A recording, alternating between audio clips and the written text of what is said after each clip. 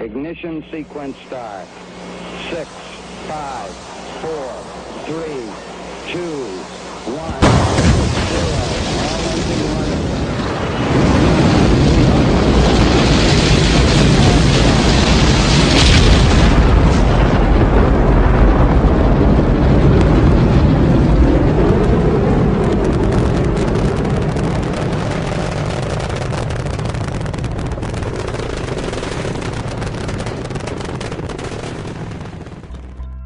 On September 17, 1952, former Nazi rocket scientist Wernher von Braun spoke to a room full of businessmen in Washington, D.C.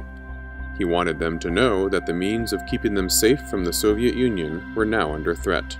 At the present time, he told them, our deterrent power depends upon the combination of atom bombs and strategic bombers of long ago.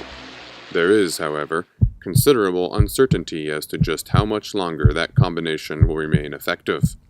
The mere possession of atom bombs by the Red rulers will not render Red nerve centers and nerves less vulnerable to our bombs, but the question is whether our global bombers will be able to reach their target when the time comes, if come it does.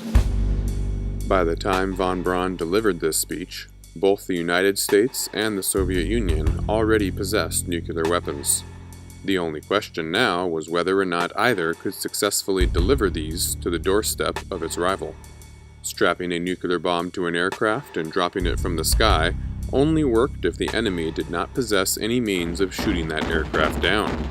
That was the case with Japan in 1945. The only reason Hiroshima and Nagasaki could be nuked from above was because Japan's mangled air force and obliterated anti-aircraft capabilities had already ceded complete control of the sky to the Americans. Neither Washington nor Moscow could expect such aerial license from the other. The science of rocketry, however, held out the promise of a long-distance nuclear strike from a safe distance. In his speech to Washington businessmen, von Braun underlined this point. Rocketry is, I believe, capable of solving the world's peace problems more effectively than any other branch of science and engineering, he declared. Not just any rocket, however, could deliver a nuclear warhead halfway around the world. Unless the rocket succeeded in breaching the planet's atmosphere, the force of gravity would bring it back down to Earth before it could reach Moscow. But how was the United States going to get a rocket into space? The answer? By taking a Nazi rocket scientist out to dinner. During the war, while the Americans developed a nuclear bomb, Nazi scientists had labored to perfect the V-2 ballistic missile, capable of delivering a payload more than 200 miles away. The deadly result was thousands upon thousands of grisly civilian deaths throughout England and the Scandinavian countries. By the time the Germans surrendered, their scientists had already drawn up blueprints for the world's first intercontinental ballistic missile, a multi-stage rocket with a range of 3,200 miles. The most prominent of the Nazi rocket scientists, Wernher von Braun, chose to defect to the Americans in the closing months of the war, bringing his team of scientists, their knowledge, and experience with him. Von Braun also led the Americans to the Nazi rocket factories, where the components of 100 V-2 rockets were disassembled for delivery to New Mexico. In exchange, von Braun and his team of Nazi rocket scientists were given immunity from war crimes prosecution and a comfortable new life in America. But everyone knew that von Braun had presided over a system of Jewish slave labor in Nazi missile factories for many years, and that he bore direct responsibility for the deaths of thousands of Allied civilians incinerated by V-2 rockets. As such, extensive measures were taken to maintain proper appearances. After all, Soviet propagandists would have a field day if they learned that the American race to space was being directed by a former Nazi war criminal. Therefore, Wernher von Braun had to be kept out of the public spotlight. In the end, he was put in charge of the Army's ballistic missile development camp in Huntsville, Alabama, and tasked with the development of the Redstone arsenal. Though von Braun's rockets had proven themselves in test flights as early as 1953, his team was actively restrained from setting their sights too high, and Army inspectors were posted to Huntsville to ensure that none of von Braun's rockets accidentally reached orbit. Why all the fuss? The reason is simple. The United States wanted effective weapons of mass destruction, but it wanted to develop them on a suitably benign pretext. As such, it simply would not do for Hitler's rocket scientists to be responsible for the first entry of the United States into orbit. Instead, the public spotlight was directed towards Project Vanguard, rocket boosters that were designed to lift the first artificial satellite into space under the direction of the Naval Research Laboratory, a corporate research outfit viewed as the civilian counterpart to von Braun's army base. But there was more. Not only would the U.S. enter space on the backs of an ostensibly civilian rocket, but it would do so solely in support of politically disinterested scientific research for the benefit of all humankind. In order to give substance to this lie, the Vanguard rocket program was publicized as the embodiment of a U.S. commitment to celebrate the widely anticipated International Geophysical Year in 1957. On July 28, 1955, James Haggerty, the White House press secretary, announced that the president had approved plans for, quote, going ahead with the launching of small, Earth-circling satellites as part of the United States' participation in the International Geophysical Year. Space was exciting. Space was sexy. Space was free of the so-called ungrateful natives whose westernized scholars and politicians shrilly demanded an equal piece of the scientific pie. Space, in other words, was the last virgin frontier. The first nation to colonize space would achieve a measure of international prestige equivalent to that which Napoleon's armies had once brought to France, what Lord Elgin had once brought to Britain, and what Himmler's expedition to Tibet had once brought to Germany. As President Lyndon B. Johnson would later put it, in the eyes of the world, first in space means first, period.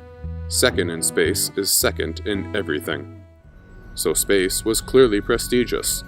But unlike museums, whose acquisitions rarely required seven-figure disbursements, national prestige alone would not be enough to convince the U.S. legislature to open its pocketbook and write check after check for the billions and billions of dollars needed to explore this last frontier. Only strategic applications could do that.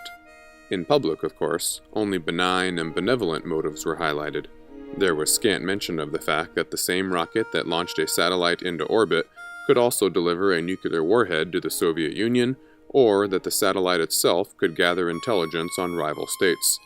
Ostensibly, the only thing the American space program would do is, quote, provide scientists of all nations this important and unique opportunity for the advancement of science. Even von Braun himself, in the course of touting his vision for space at various private gatherings, constantly harped on the civilian applications of rockets, though he did admit that, quote, it would be rather ridiculous to say that space has no military significance. He always left his audiences with a rousing sense of the sublime. Rocketry, he told one audience, will facilitate a great deal of advancement for mankind. To another crowd, he claimed that human progress is at stake, and to another that curiosity alone is sufficient motivation. Be it for military or civilian purposes, however, von Braun was absolutely clear on one point. The United States was motivated, as always he said, by a desire for peace and knowledge. The Soviet Union, however, was motivated by a dream of empire as old as the Tsars and Caesars. Wernher von Braun was a charismatic man, but even he could not convince the powers that be to greenlight his rockets.